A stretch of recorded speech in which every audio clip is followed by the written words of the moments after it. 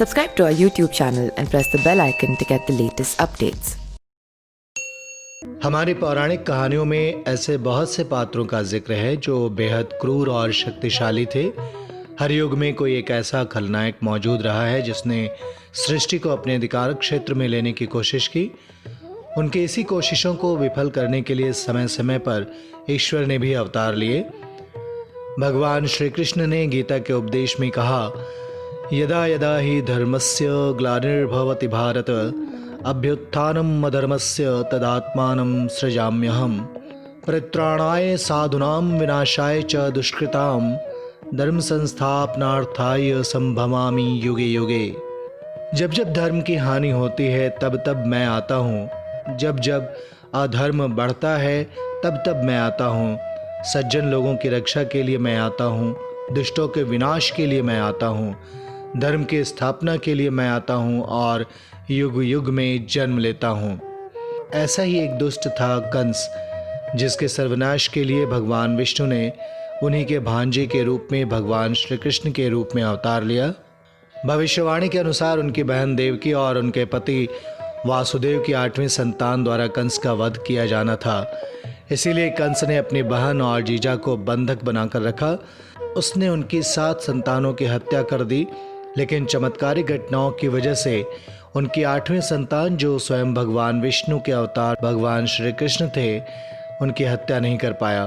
भगवान श्री कृष्ण की संबंधित कथाओं में कंस का उल्लेख इसी काल से होता है, परंतु शस्त्र कला में निपुण होने और बेहद शक्तिशाली होने के बावजूद वो दुष्ट प्रकृति का क्यों था, इसके संबंध में कथा का उल्लेख मिलता है।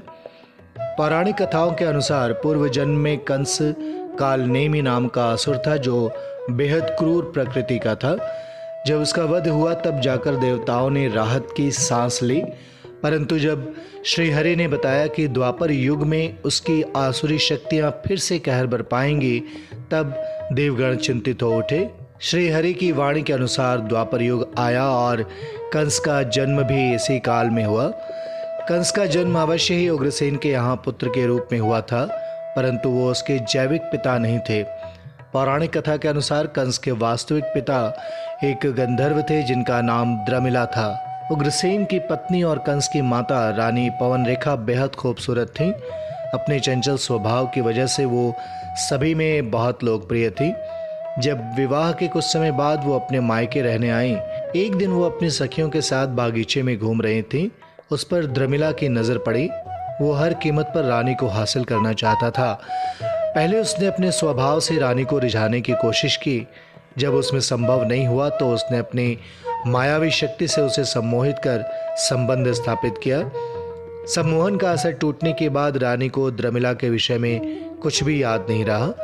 संसार से गोपनीय रहते हुए द्रमिला और पवन रेखा के बीच जो संबंध स्थापित हुआ, उसी से उत्पत्ति हुई थी कंस की। यही वजह है कि बेहद धार्मिक माता पिता की संतान होने के बावजूद कंस बेहद क्रूर और राक्षसी प्रवृत्ति का हुआ। Subscribe to our YouTube channel and press the bell icon to get the latest updates.